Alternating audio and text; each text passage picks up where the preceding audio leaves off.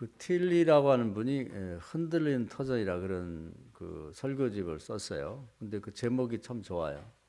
흔들린 터전이 우리 딛고 살던 터전이 흔들린다. 그런데 요즘 시대가 그런 것 같습니다. 특히 뭐 신앙생활이나 또 신앙인들이 사는 삶의 방식이 그동안과는 전혀 다르게 바뀌고 있어요. 그 근본이 흔들리고 있기 때문에 옛날로 되돌아가기는 상당히 어려운 것 같아요. 그래서 빨리 뭐 끝나면 코로나가 끝나면 했는데 그게 뭐 작년에 이어서 올해도 계속 되다 보니까 주일날 예배도 꼭 이제 교회 와서 11시 예배 드려야만 되는 걸로 생각했는데 요즘에 이제 집에서 또 드리는 사람도 많고 드려도 된다 이렇게 됐고 그러다 보니까 그 신앙의 기초가 아주 흔들리고 있습니다. 그래서 이제 이런 때 어떻게 하면 좋은가? 다시 예수님에게 돌아가야죠. 우리의 이제 주님이시고 우리의 삶의 방식이나 신앙생활 이렇게 해라 이렇게 가르쳐 주신 분이니까. 지금은 뭐 코로나 사태 때문에 어렵습니다. 예수님 당시는 이제 그 로마가 이스라엘 지배하다 보니까 식민지 생활이 이제 힘들었죠. 그 어려움. 그러니까 어려움은 언제나 있는 거예요. 뭐 전염병이냐, 뭐 식민지냐, 전쟁이냐, 뭐 이런 것뿐이지 어려움이 없을 때는 없다고. 근데 이런 때 이제 정신을 잠시 동안 이제 그 혼미한 상태가 더 정신줄을 놓는데 그렇게 하지 말고 정신을 바짝 차리고 이제는 이제 다시 예수님을 바라봐야죠. 믿음의 주 원경하시는 그리스도를 보라. 이제 히브리서 12장의 권면인데 주님을 다시 바라봐야 됩니다. 주님의 음성을 다시 들어야죠. 어떻게 하라고 하시지? 이건 요즘에 그 우리가 열왕기 상을 읽고 있는데 열왕기 상 3장에 보면 세상에서 가장 지혜로운 그 사람이 이제 솔로몬 왕입니다. 그런데 그분이 1,000번제를 드리고 하나님께 응답을 받았어요. 근데 하나님한테 이제 간구할 때 그 뭐라고 기도를 하냐면 우리 그냥 지혜라고 하는데 그 지혜의 내용을 명시하고 있단 말이에요. 그 뭐냐면 듣는 마음을 주옵소서. 그러니까 하나님의 마음, 하나님이 하시는 말씀을 듣는 마음, 이게 지혜의 근본입니다. 그래서 잠언에 보면 그분이 이제 잠언이란 한 3,000개 가까운 잠언을 썼는데 또 뭐 수집해 놓기도 그랬는데 거기에 보면 이제 그 핵심이 뭐냐? 그 지혜의 책이라고 이제 별명 붙였는데 지혜와 지식의 근본은 여호와를 경외함에 있다. 경외한다는 그냥 개념적으로 이렇게 하나님만 생각하는 게 아니라 그 하나님의 하시고자 하는 말의 뜻을 듣는 마음, 이게 이제 하나님을 경외하는 마음이란 뜻이고 그것이 지혜의 근본이 된다는 거죠. 그러니까 하나님의 음성을 들어야 돼. 그럼 미련한 건 뭐냐? 신명기 29장에 보면 가르쳐줘도 모르고 보여줘도 못 보고 들려줘도 못 듣는 거야. 이게 미련함이 아주 그 내용이 되는 거예요. 내용이. 그 듣는 마음, 이게 굉장히 중요해요. 그래서 지금이야말로 그동안은 뭐 터전이 든든했으니까 먹고 살만하고 뭐 일도 그냥 그 정도면 잘 되고 애들도 뭐 잘 자라고 그러니까 이제 그냥 그 터전에서 그대로 살았으면 되는데 지금 흔들렸나 봐. 흔들려요. 아직도 계속 흔들리고 있어요. 지진이 일어나듯이. 어떡하지? 이제 사업 어떻게 되나? 가정 어떻게, 애들 어떻게 키워야지? 과거에는 학교 뭐 입학하면 당연히 가서 입학식 하고 뭐 대학생 같으면 뭐 어디 가서 무슨 오리엔테이션이라고 해서 이제 가서 설명 듣는 거죠. 어떻게 신앙생활, 학교생활 어떻게 하라고. 뭐 그래서 거기 가서 뭐 친구도 사귀고 교수도 사귀고 어떤 분이 있나 이런 소개도 듣고 했는데 지금은 아예 그게 없어요. 그랬어요. 그러니까 학교를 안 가본 애들이 많아. 입학은 했는데 1년 동안. 집에서 컴퓨터 보고 이렇게 근본이 바뀌어버린 거예요. 근본이 달라졌기 때문에 옛날처럼 할 수는 없단 말이에요. 그러니까 빨리 옛날처럼 돌아왔으면 하는데 그 2, 3년 지나버리면은 다시 돌아갈 수가 없는 거예요. 근본적으로 바뀌는 거죠. 그럼 이런 때 주님이 어떻게 하셨지를 한번 다시 생각해야 된다 그 말이죠. 주님께 다시 돌아가서 주님의 음성을 들어봐야 된다. 그러니까 오늘 하시는 말씀이 그거예요. 뭐냐면 기존의 삶의 방식을 바꾸라. 이제 우리가 읽은 성경을 보면 처음엔 충격적이죠. 그리고 이해가 잘 안 갑니다. 자, 26절을 다시 한번 읽어볼까요? 무릇 시작. 무릇 내게 오는 자가 자기 부모와 처자와 형제와 자매와 더욱이 자기 목숨까지 미워하지 아니하면 등이 내 제자가 되지 못하고. 그렇게 이 얘기를 처음에 읽었을 때 아니 뭐야 예수 믿는다는 게 그럼 뭐 다 버리고 뭐 이혼하고 다 그냥 애들 내팽개치고 그리고 뭐 예수님만 따라다니라는 건 뭐지?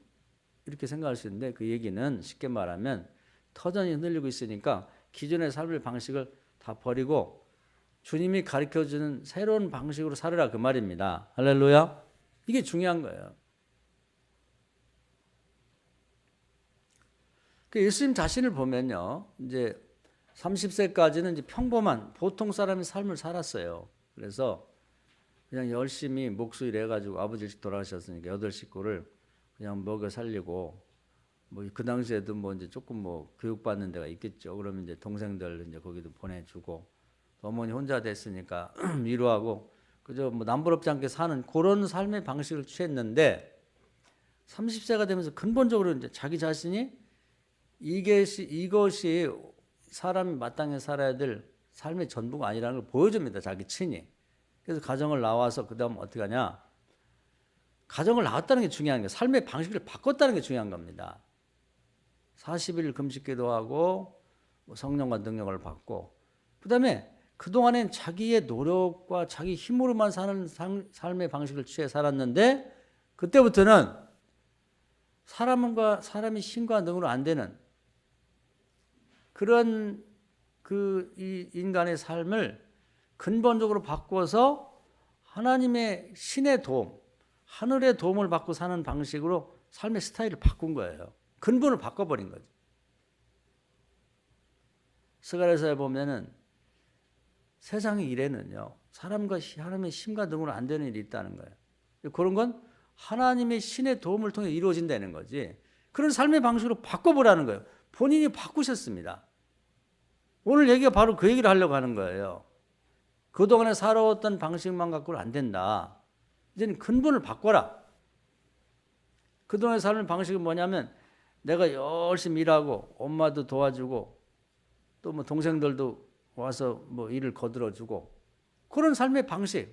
그 대부분의 삶의 방식. 예수 믿기 전에 또 예수 믿어도 그동안에 살아왔던 고정적인 그런 방식대로 살아왔는데 그런 방식 말고 이제는 하나님의 나라의 도움, 하나님의 성령의 능력의 도움을 받고 사는 방식을 한번 취해보라 그 말입니다. 할렐루야. 그 당시도 뭐 이제 물론 로마와 뭐 대결해갖고 뭐 전투를 벌이고 뭐 게릴라전을 벌이고 뭐 이렇게 해가지고 싸움도 하고 뭐 그런 것들이 많이 있었는데 그런 것들은 정치가나 군인들에게 맡기고 우선은 자기 삶의 현재의 삶 속에서 가장 문제가 되는 것들 그것을 붙들고 세상적인 방식으로만 살지 말고 하나님의 도움을 받아봐라. 그러니까 4가지를 주님 말씀했어요. 뭐냐면 인간이 그 아담의 저주를 받고 원죄 상태에서 이렇게 태어났기 때문에 종류만 다를 뿐이 다 문제가 있습니다. 그 문제가 하나도 없는 게 좋은 게 아니에요. 문제가 하나도 없는 사람을 이제 통칭해서 부자라고 그래. 부자. 아무 걱정 없는 사람. 이 사람은 예수님 만나기 어려워요. 그 구원받기 어렵다고 예수님 말씀하신 거예요. 부자는 천국 가기 어렵다고. 그러니까 저나 여러분이나 모든 가정이나 개인이 기본적으로 이제 속을 들여다보면 남 모르는 아픔이나 걱정거리 염려가 있는데 크게 대별하면 가난의 문제. 가난에서 비롯된 문제가요. 죄가 여러 가지가 있지만 가난에서 비롯된 죄가 굉장히 많아요. 파고 들어가 보면. 또 질병의 문제. 요즘 뭐 질병 우리가 뭐 극복을 많이 했다고 그러지만 하나의 질병을 해결하고 나면 또 생기거든요. 대표적인 예가 지금 이 코로나 사태잖아요. 근데 조류독감까지 와가지고 지금 뭐 결함 같은 게 엄청 비싸졌다고 하는데 여기서 끝나겠는가? 끝나면 다행이지만 또 다른 변종의 질병이 올 수 있단 말이에요. 그리고 이제 귀신의 문제, 억울하게 갇히는 문제, 이런 그 사람이 스스로 해결할 수 없는 한계 상황을 주님이 이렇게 대별을 해놨어요. 근데 그것은 옛날부터 있었던 거야. 그래서 이사야 61장에 있던 얘기를 주님이 첫 번째 설교에서 인용하면서 내가 이 땅에 사는 동안에 해결해야 될 4개의 과제가 이거다. 이것을 해결할 수 있는 방법을 알아내면 또 그것을 해결할 수 있다면 나머지 그 외의 것은 다 그 방식대로 하면 되는 거니까 그걸 본인이 직접 시범을 보입니다. 그런데 기존의 방식대로 목수 일하면서 엄마가 돕고 형제들이 돕는 그런 방식으로 사는 사람들끼리만 힘을 모아갖고는 이게 해결 안 되는 거예요. 그래서 이제 근본 그동안에 사는 방식을 바꿔서 이제 힘으로 사람의 힘과 능력으로 안 되는 걸 하나님의 능력을 힘입어서 하늘의 도움을 받아서 해결하는 삶, 이 거듭남 삶, 새로운 영적인 삶을 본인이 시범으로 보여준 거예요. 그 얘기를 하려고 하는 거예요.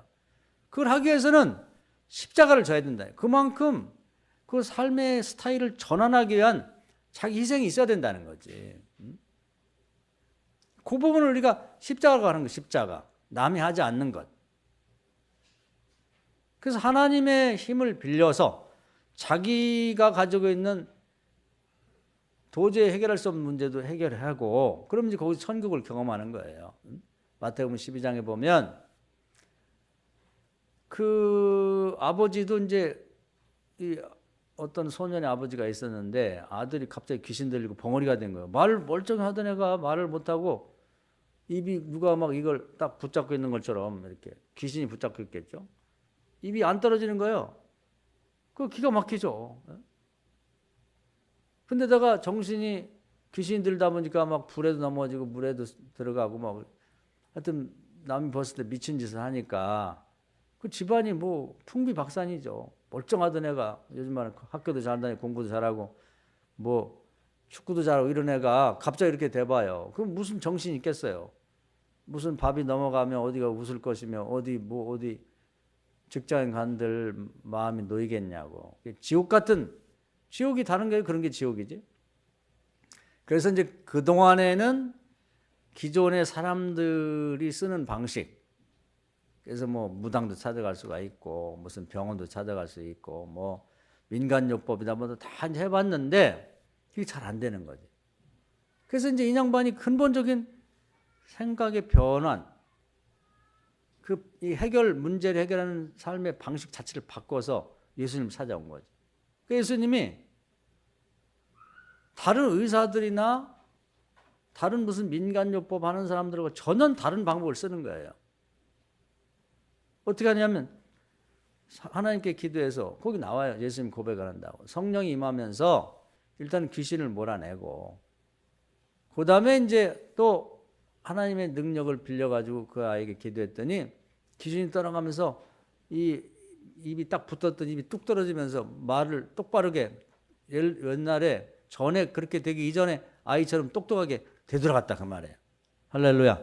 그걸 보니까 본인은 뭐 애기는 말할 것도 없고 얼마나 좋겠어요. 말 한마디 못하고 딱 입이 붙어있다가 입이 툭 터지니까. 그래서 너무너무 좋아서 펄펄 뛰고 그걸 바라보는 이제 부모는 더 말할 날이 없죠. 이제 살았구나.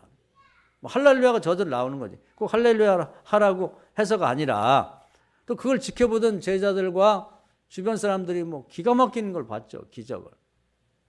모두가 즐거워했다. 그랬을 때 주님이 하신 말씀이 바로 이거다. 이 아이도 그렇고 이 가족들이 지금 천국을 체험한 거다. 거기서 천국을 체험하게 되는 거예요. 할렐루야. 그러니까 모든 우리 삶의 방식 자체를 기존의 방식대로 그냥 이렇게 살아오는 것에서 근본을 바꿔보자 그 말이에요. 예수님 자신이 과거에 살던 방식에서 바뀌어가지고 요단강에서 세례받고 성령한 능력을 받은 다음에 그동안의 방식은 다른 사람을 도와주는 것도 그냥 목소리를 열심히 해갖고 좀 모아가지고 그거 뭐 이웃이 어려울 때 좀 가서 쌀도 팔아주고 뭐 그런 정도의 도움이었었는데 그거 가지고는 그저 한 끼 먹고 그냥 며칠 먹는 거 정도밖에 안 돼. 안진뱅이가 있다 그럴 때도 그저 동량을 좀 많이 갖다 줘. 아유, 그 불쌍해 죽겠네. 가서 한 달 먹으라고 쌀이나 한 포대 갖다 줘야 돼. 그 정도가 이제 그동안에 그 사람을 돕는 방식이었죠. 그런데 이제는 하늘의 능력을 힘입어가지고 예수님이 아예 그 안진뱅이, 남에서 안진뱅이 된 사람을 그냥 일으켜. 그래, 네가 벌어먹고 살으라고. 이런 방식이 있다는 겁니다. 그런 방식을 하자는 거예요. 할렐루야. 그게 이제 주님이 오늘 하신 얘기가 그거거든. 그걸 위해서는 이제 그럼 어떻게 그렇게 되는가를 생각해서 대가를 치르라는 거예요. 그렇게 되기 위해서. 근본적으로 이제 기도해야 되게 기도. 성령과 능력을 받을 때까지. 그것을 그런 대가를 치르지 않고 저절로 될 수는 없는 거지. 예수님의 제자들도 이제 예수님처럼 되고 싶어요. 근데 이제 그걸 흉내만 해갖고는 안 되지. 마가복음 9장에 보면은 귀신 들리고 벙어리들 비슷한 아이가 왔어요. 그래서 예수님이 없었다고. 근데 예수님 보니까 쉽게 낚으거든. 근데 예수님 뭐 볼 때 자기 키도 똑고 비슷하고 덩치도 그렇고 뭐 다를 게 별로 없어. 겉모양은.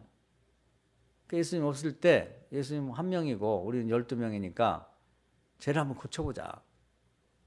될 것 같죠? 못 고친 거예요. 그러니까 그 애기 아빠가 실망해가지고 아니 뭐야. 그래가지고 이제 낙심이 됐단 말이에요. 그 제자도 이상하다고. 아니 주님은 되는데 왜 우리는 안 되지? 주님 혼자고 우리는 12명인데. 항상 그런 식으로 생각하거든. 신앙은 그렇게 되는 게 아니에요. 그래갖고 뭐 사람들 구경꾼도 많은데 망신 나겠지, 망신. 완전히 그냥. 그러면서 믿음이 더 떨어졌지. 옛날에는 뭐 아유 나도 주님처럼 할 수 있을 거야. 주님 계시니까 내가 안 해서 그렇지. 우리들이 뭐 묵치면 못하겠어? 나도 할 수 있다고. 혼자가 아닌데 12명인데 못해? 합심해서 하면 되지. 그렇게 그런 게 아니에요. 그런 식으로 되는 게 아니라고. 그래서 예수님이 오셨는데 그러니까 뭐 시끌시끌하고 좀 뭐 분위기가 안 좋아. 왜 그러냐니까 이제 그 애기 아빠가 나서가지고 아니 여기 오면 병 난다고 그러고 왔는데 예수님 당신 12제자가 달라붙어갖고 애만 잡겠다고 말해. 되지도 않는데 뭐 힘만 쓰고 소리만 질러싸고. 그러니까 주님이 데려오라 그래가지고 이제 간단히 치료를 해주시죠. 성령과 능력을 힘입어 와서 치료하는 건데 그건 눈으로 보이는 게 아니죠. 눈이 안 보이는 거지. 제자들이 이제 다 물러간다고 물어봤어요. 아니 주님은 되는데요, 우리는 안 됩니까? 그때 굉장히 중요한 얘기를 하는 거예요. 믿는 자는 다 되는데 그렇게 되기 위해서는 기도를 해야 돼. 기도 외에는 이런 기적과 표적을 일으킬 수가 없다는 거예요. 깨달으시기 바랍니다. 할렐루야. 그 주님도 30살 전까지는 사람들이 너희들이 나를 잘 보라. 내가 하나님의 외아들이라 할지라도 삶의 방식을 옛날 전통적인 방식으로 살아가지고는 결국 열심히 일해가지고 남도 돕고 가족을 먹여 살리는 그런 방식, 그런 삶의 방식 갖고는 나처럼 살 수밖에 없다. 내가 하나님 외아들이라도 마찬가지라는. 그래서 기존의 방법을 내려놓고 여기 말한 것처럼 자기 부모와 처자와 형제와 자매와 더불어 자기 목숨까지 미워하지 아니하면 능히 내 제자가 되지 못하리라. 그동안에 요렇게 그냥 우리 가족끼리 뭐 그냥 열심히 노력하면 되겠지 않은 그런 방식 갖고 살아서는 나처럼 밖에 못 살아. 내가 하나님 외아들인데도. 너희는 더하지 않겠냐 그 말이에요. 그래서 이제는 광야로 나와서 기도하고 40일 금식 기도하면서 하나님의 성령과 능력을 받아서 하나님의 힘입어가지고 하늘나라의 도움을 받아 사는 방식 자기 시범으로 보여준 거예요. 이렇게 사는 것이다. 요런 나를 따르라 그 말이에요. 요런 나. 옛날에 목수로 살던 내가 아니라 새로운 삶의 방식을 택한 나를 따르라 그 말이에요. 우리 교회 다니는 그거 배우러 다니는 거예요. 근데 교회 다니면서 계속해서 목수 예수만 좋아하고 그대로만 따라 살려고 한다고. 열심히 하면 되겠지. 일을 열심히 하면. 그거 아니라. 근본을 바꿔야 돼, 근본을. 기도 외에는 이런 유가 나갈 수 없는데 기도를 통해서 우리가 가진 이 흔들리는 터전에서도 계속 그렇게만 있으면 점점 더 어려워지는 거죠. 이제는 그거 안 된다는 거 근본을 흔들고 계시니까 이제 바꿔야겠구나. 삶의 패턴을 방식을 다르게 바꿔야 되는 그 결심을 하라는 얘기입니다. 언제까지 흔들릴 거냐. 정신 차릴 때까지 흔들리는 거지. 너 그래도 못 깨닫냐? 그래도 이해를 못 하겠어? 그래도 그 얘기입니다. 이 사태를 그렇게 받아들이자는 겁니다. 교회가 여러분의 삶이 옛날로 돌아갈 수 있을 것 같아 금방? 어려워요.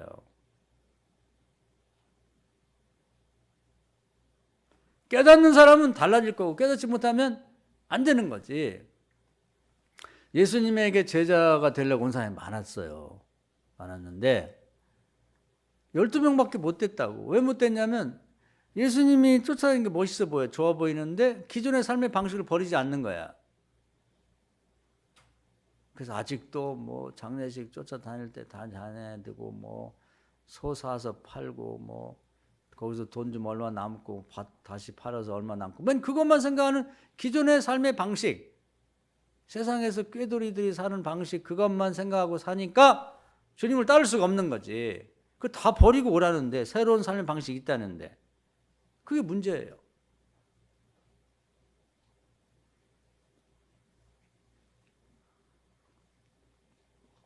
예수님이 가장 불쌍하게 생각하는 게 아픈 사람입니다. 특히 불치의 병.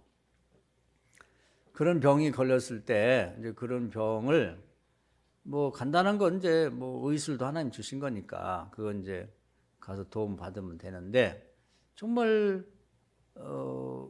세상 의사가 고칠 수 없는 병 같은 걸 본인의 의사와 관계없이 태어나 보니까 그 자기 속에 있는 거예요. 그게.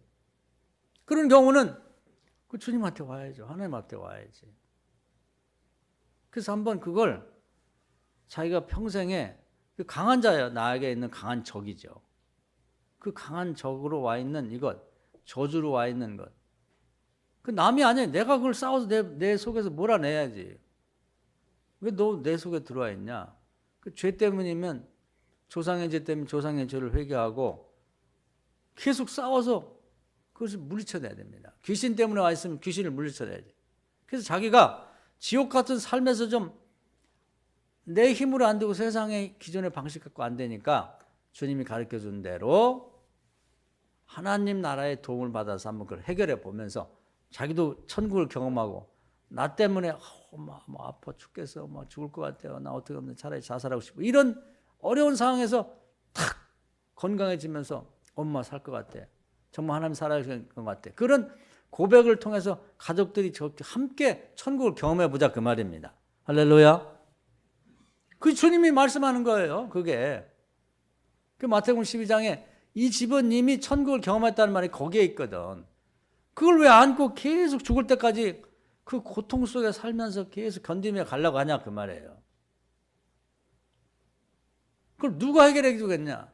여러분이 결정하고 주님의 도움 받으면 성령의 능력으로 그것이 해결되거든요. 그러니까 우리가 성경은 그래서 극단적인 예를 드는 거예요. 눈이 아픈 사람은 나면서 속 익은 사람도 치료가 되는데 네 병이 치료 안 되겠냐, 그 말입니다. 쉽게 말하면 성경에서 그냥 안질이 걸려가지고 말이야 그거 나왔다, 그 정도밖에 사례가 없다면 나면서 소경된 사람이 치료된다는 생각 자체를 못하지. 그런데 나면서 소경된 사람이 치료받았다는 얘기는 눈병은 다 해결된다, 그 말을 하려고 하는 거예요. 할렐루야. 그걸 일일이 다 들어갖고, 눈병도 종류가 수백 가지가 넘을 거예요. 뭐 하다못해 알러지 하나만 해도 350가지가 넘대, 지금 발견된 것만 해도. 근데 그걸 일일이 뭐 성경에 어떤 알러지 병도 낫고 뭐가 낫고나 그렇게 설명할 필요 없잖아. 그냥 알러지가 피부에 오는데 아주 문득병이 나버린다 그러면 나머지 피부에 관련된 병은 다 낫는 거 아니에요? 할렐루야. 그렇게 말씀하려고 극단적인 예를 들어놓은 거예요. 한 병이 아니고 문득병 10명이 다 나와버리면 너도 낫고 나도 낫고, 이런 피부병은 주님의 능력만 힘이면 다 난다는 얘기를 하는 거거든.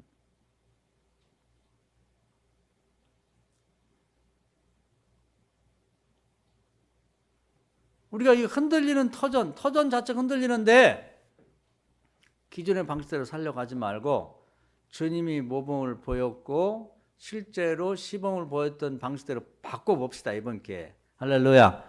그냥 터전이 든든할 때는 바꿀 생각을 안 해. 흔들리니까 바꾸는 거죠.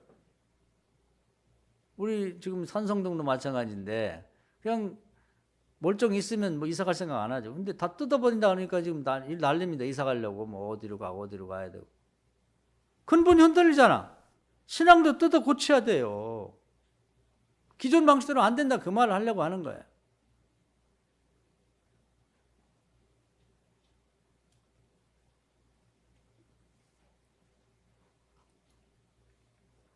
경제적인 문제에도 마찬가지입니다. 하나님이 제일 고민하시는 게 가난의 문제예요. 성경을 보면 과거에 뭐 성경 밖에도 그런 말이 있습니다. 뭐 이 백성들의 가난 문제는 임금이 가장 고민하는 거라고 하는데 하나님도 고민이야. 그래서 어떻게 하면 모두가 잘 먹고 살게 할까? 육신의 부모도 마찬가지예요. 자식이 뭐 5명이면 다 살면 좋겠지. 어떤 딸은 아들은 뭐 잘 살아 그냥 뭐 돈도 많이 벌고 뭐 아파트도 넓고 좋은 데 살고 뭐 차도 좋은 거 타고 어떤 자식은 그냥 월세를 면하지 못하고 그냥 차도 없어갖고 집에 올 때 보니까 뭐 버스 타고 뭐 지구 미국 속상하죠. 똑같은 거 하나님도 다 잘 살면 좋은데 그래서 고민을 많이 하셨어요.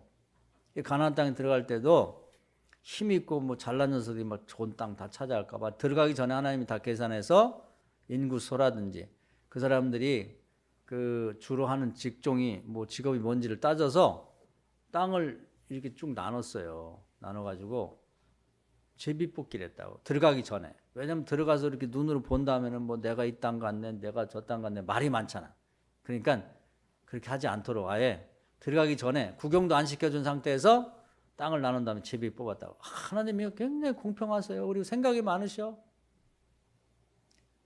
그러고 나서도 이제 가서 보면 잘난 애도 있고 못난 애도 있다 보니까 또 그걸 지 땅을 하나님 받은 것을 갖다가 또 재펴먹고 뭐 팔아먹고 난리가 나. 그러면 70년 만에 희년이라고 해서 그때는 반드시 돌려줘야 돼요. 돈 꿔쓴 거 해가지고 이제 몇 년 동안 계산하고 나머지 비용 준 다음에 반드시 다시 그를 돌아가서 살아야 돼요. 70년 만에는 공평하게 다시 처음부터 출발하는 걸 만드는 거지. 오죽하면 그렇게 하겠어요. 그리고 또 제가 누누이 말씀드리잖아요. 이런 얘기는 한 800번은 들어야 여러분이 믿음 없는 사람은 이해가 될 거예요. 또 그러고도 해결이 안 되는 거예요. 이걸. 그리고 70년이 너무 길어요. 70년이면 사람이 태어나서 딱 다 땅 팔아먹고 그런 때 그런 집안에 가난한 집에 태어나봐요. 70세까지 그냥 가난한 거예요. 그래서 하나님 고민하시다가 그 11조 제도라는 걸 만들었는데 그게 이제 원래 사람이 하나님 먼저 시킨 게 아니고 아브라함이 먼저 드린 거고 그다음에 그 아들 이제 손자 야곱이 그걸 정식으로 드렸는데 그 하나님 볼 때 그 좀 좋은 것 같아. 사람이 시작했지만. 그래서 거기다 축복을 담습니다. 처음에는 11조가 그 축복의 대상이 아니었어요. 처음에는 아브라함이 그 전쟁에 나갔다가 많은 그 전리품을 취하게 됩니다. 특히 롯이 이제 자기 조카가 소돔과 고모라 살았었는데 소돔과 고모라 지역이 굉장히 그 뭐 하여튼 환경이 좋고 그래서 부자들이 살았다고 그래요.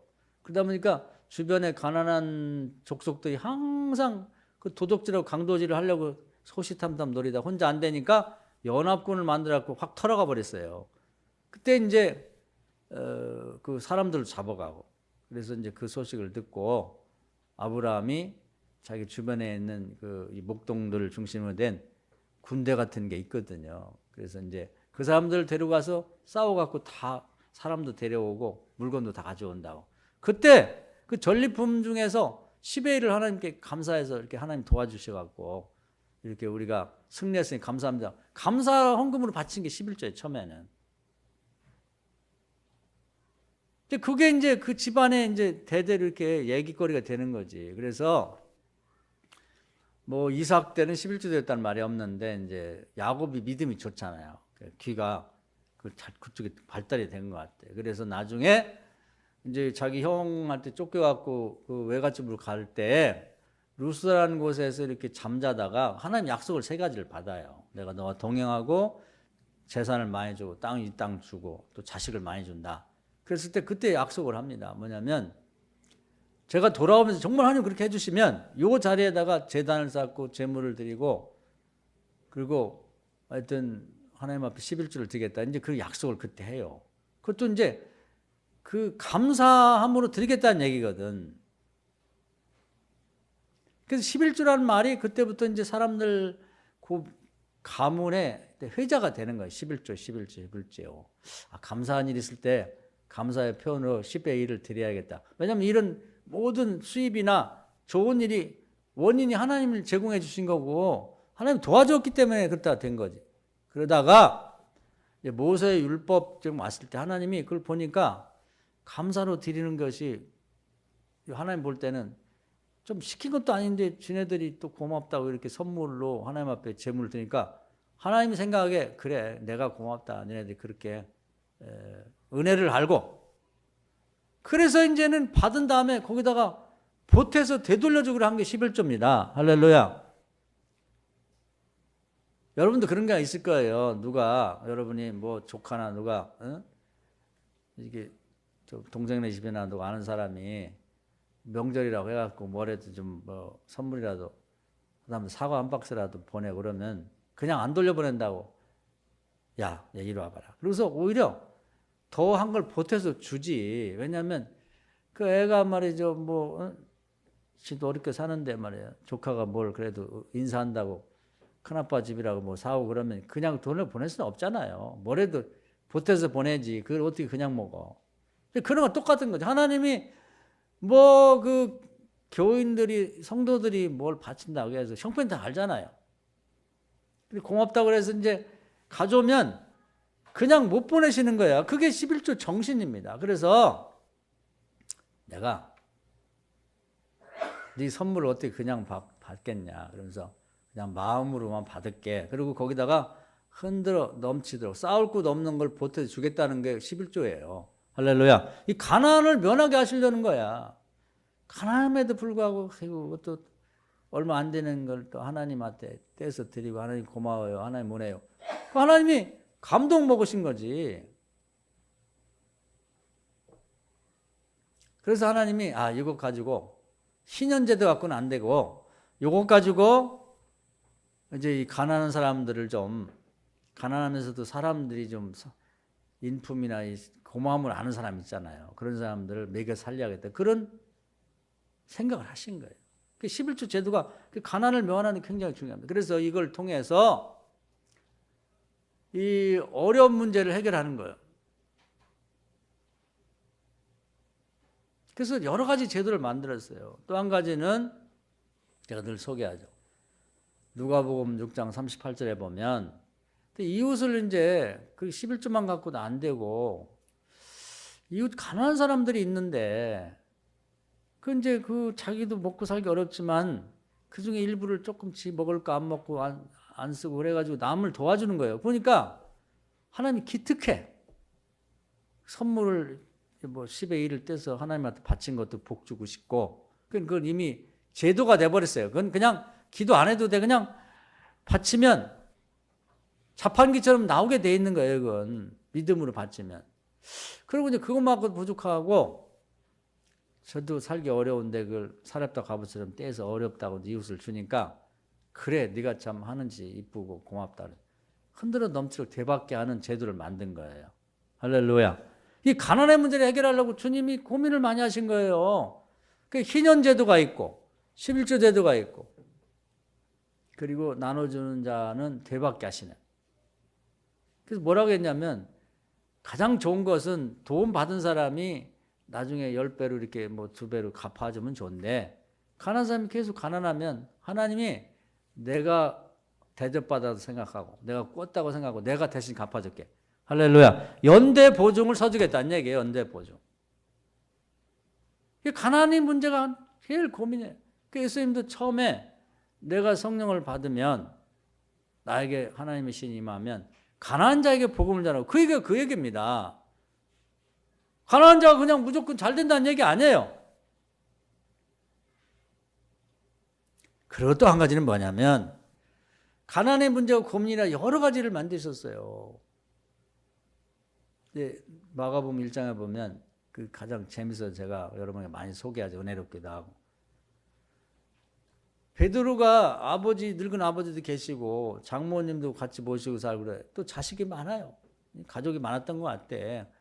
근데 방식은 뭐냐면 예수님이 그동안에 살아왔던 방식, 예수님은 목수일해서 먹고 사는 건데 이 양반은 이제 고기잡이에서 먹는 거예요. 똑같아요. 항상 기존의 방식대로 해서 뭐냐면 하여튼 남보다 가족이 많으니까 더 그물질을 많이 해갖고 다른 사람이 5번 하면 나 10번 해야지. 그거밖에 모르는 거야. 그런 방식. 예수님 30대까지 살던 방식. 가족회의 해갖고 동생들아 놀지 말고 좀 더 덥자. 가서 일 좀 많이 따오고 어머니도 좀 도와주세요. 이거밖에 모른다니까. 그래서 그날도 일꾼도 없고 아버지까지 동원돼서 배 타러 나가는데 주님 부르죠. 야, 나를 따르라. 그 얘기는 뭐냐면 오늘 이 얘기예요. 무릇 내게 오는 자는 자기 부모와 처와 형제와 자매와 더욱이 자기 목숨까지 묘하지 아니하면 능히 내 제자가 되지 못하리라. 이게 힘들거든. 기존의 방식을 버리기가 힘들어.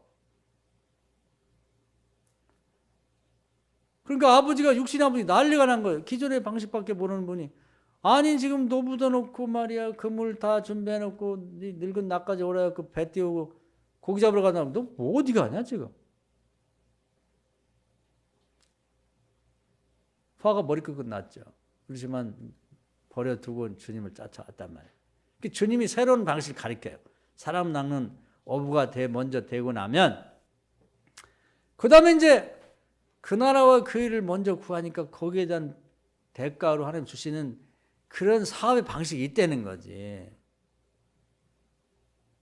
그 나중에 보면은요, 자기 배는 그냥 자기 고기 잡는 배로만 쓰는 줄 알았는데 주님이 하나도 고기를 못 잡은 날 와서 빈 배를 보고 이 배를 사람 낚는 데 좀 쓰자. 이게 중요한 거야, 이게. 그러고서는 고기 잡으러 간 게 아니라 사람을 구원하는데 그 이용이 됐어요. 사람들이 이제 모래사장에 앉아있는데 배 띄워놓고 거기서 설교단이 돼갖고 꿈에도 생각을 못했지. 배가 설교단이 될지 어떻게 알았어. 예배 장소가 될지. 그러고 났더니 주님이 그 배를 빌려준 게 고맙잖아요. 주님한테는 헛된 게 없어요. 어린 소자가 물 한 그릇 떠준 것도 다 하나님 상을 주셔. 여러분 그걸 아셔야 돼. 세상에 그냥 딱 따먹고 그만이죠. 고맙단 말 한마디도 안 하지만 하나님 나는 그렇게 돼 있지 않습니다. 빌미가 없어 그렇지 빌미만 있으면 그냥 화끈하게 주시는 거야. 어떻게? 100배, 30배, 60배. 어떻게 보면 아무것도 아니잖아. 배가 그동안에 밤새도록 그물질하는 데 썼는데 고기 한 마리도 못 잡았거든. 잠깐 주님이 설교하는데 설교단으로 쓸 수 있도록 제공해 드렸더니 어린 소자가 물 한 그릇 떠준 것보다 가치가 있잖아요. 그러니까 주님이 야, 내가 너 배 빌려줘서 고마운데 내가 보답을 해줄게. 뭔데요? 저 깊은 데로 그물 한번 던져봐. 지금 고기가 안 잡을 시간인데 제 경험과 상식으로 봐서는 아니 그냥 던져. 하여튼 뭐 제가 볼 때는 안 잡힐 것 같지만 말씀 믿고 던져볼게요. 2배 가득 잡았단 말이에요. 자기 배로 담을 수가 없어. 그래서 다른 빈배 오래갖고 그 1년 잡아도 못 잡을 고기를 잡은 거예요. 할렐루야. 가난을 면하게 하시려고. 이것이 또 다른 방법이야. 그래서 여러분 사업을 하든 뭘 하든요. 그 주님을 위한 도구가 되도록 한번 쓰도록 해드려 보라 그 말이에요. 이게 이제 말하자면은 자기 부모와 처자와 형제와 자매 자기 목숨까지 미워하지 않으면 자기 목숨까지는 뭐냐면 자기 가장 애착이 가는 게 뭐냐면 자기 목숨이거든요. 목숨마저도 주님의 방식으로 쓸 수 있도록 내놔보라 이 말이야. 지금 이렇게 흔들리는데도 그냥 옛날 방식으로만 돌아가기를 기다리고 있으면 되냐는 거지. 안 된다니까요. 근본을 바꿔보시라. 그때 깨달은 거예요. 내가 밀어냈구나. 내가 죄인이었구나. 이 방법 그동안 예수님 30세까지 산 방법 아니라고 그랬는데 그는 아버지가 가르쳐준 방법만 사는 것이 전부인 줄 알았는데 이게 아니구나. 왜 주님이 그렇게 말씀하는데 내가 믿지를 못했지? 제가 죄인입니다. 삶의 방식이라는 게 전혀 다른 방식이 있고 이걸 깨달은 거예요. 그 다음부터 베드로 열심히 주님 쫓아다니는 거지. 그리고 필요할 때 기도하면 주님이 가르쳐 주시는 거예요. 항상 그렇게 살았다는 겁니다. 시작이 이렇게 했으니까 맨 마지막에 요한복음 21장에 보면은 오른쪽에 던져라 그랬는데 그때 고기가 엄청 잡혔거든. 그런 방식으로 살았다는 얘기예요. 처음부터 끝까지 처음과 끝을 설명했다는 얘기는 그 중간 과정이 생략됐지만 그렇게 살았다는 걸 암시하는 겁니다. 할렐루야. 그런 방식이 있다니까, 삶의 방식이.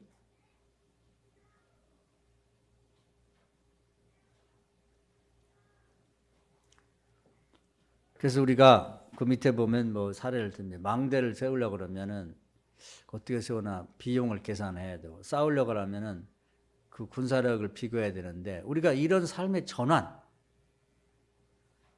기존의 삶을 방식대로 안 되는데 그냥 죽을 때까지 그런 방식으로 산다 그러면 안 되는 거지. 이렇게 하기 위해서는 대가를 치러야 되는 거예요. 그 부분이 십자가의 부분입니다. 그래서 하나 예를 더 들고 마친다 그러면, 예수님이 승천할 때 사도행전 1장에 보면은 한 500여 명이 모였다고 그래요. 숫자가 딱 나오지 않았지만 대략 그 추종자들이 있으니까 마지막 예수님이 또 6월절이기도 하고 또 하늘 올라가신다니까 다 구경 왔겠죠. 근데 주님이 그때 제안을 합니다. 뭐 너무 길게도 아니야. 내가 그 요단강가에 성령 받고 능력 받은 다음에 내 삶의 전환을 하면서 내 삶이 얼마큼 바뀌었는지 너희들이 다 구경했다. 너희들 이제 그렇게 살아. 기존의 방식, 그냥 가족끼리 뭉쳐갖고 뭐 아버지, 뭐 형제들, 뭐 자매, 엄마 해가지고 으쌰으쌰 하는 그런 삶 말고, 힘으로 능으로 되지 않는 문제를 하나님의 신의 도움을 받아 사는 방식으로 한번 살아봐라. 내가 보여줬지 않느냐. 터전 자체가 흔들리고 있는데 계속 그렇게 살 거냐 이거지.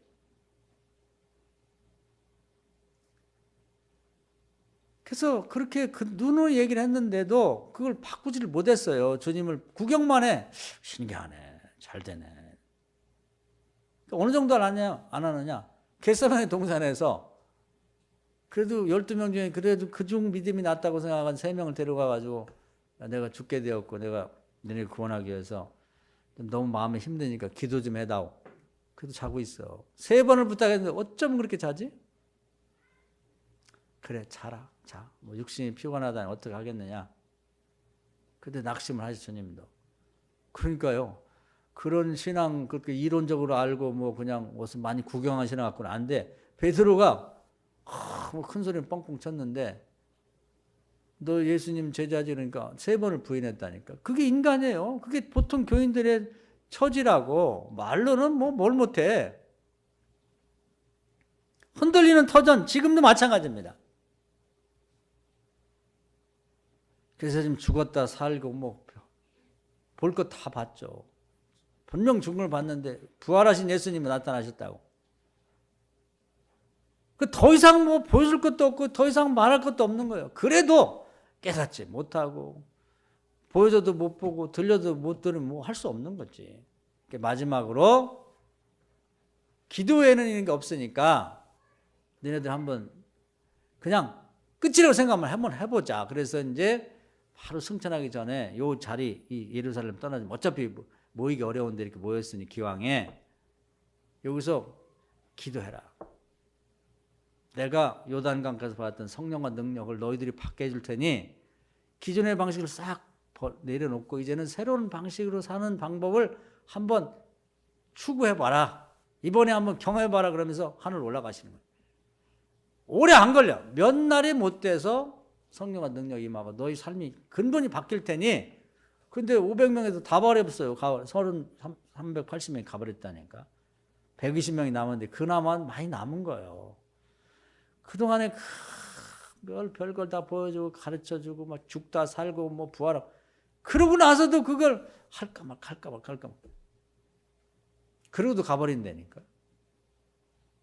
여러분들이 많이 망설일 거예요. 제 설교를 들으면서도 저게 진짜 될라나 할까 말까. 언제까지? 흔들릴 때까지. 지진이 일어났어요. 지금 지진이 일어난 거라고. 하나님이 흔들고 계시다니까 너희들 계속 이렇게 살 거냐 그걸. 이런 게 없으면 자기 삶의 방식을 바꾸질 않는다 이 말이에요. 안 되는데도 계속 고집 부리고 있어. 옛날 방식대로 한번 해보겠다. 열심히 하면 되겠지. 뭐 누가 좀 도와주면 되겠지. 안 돼요. 깨닫는 게 중요한 거예요. 아직도 집으로 돌아가는 사람이 380명 속에 들어있으면 안 된단 말이에요. 안 돼요. 120명이 이제 정말 이제 마지막으로 생각하고 주님이 받았던 성령의 능력을 받으면서 근본이 바뀌기 시작한 이 사람들 자신 자체가.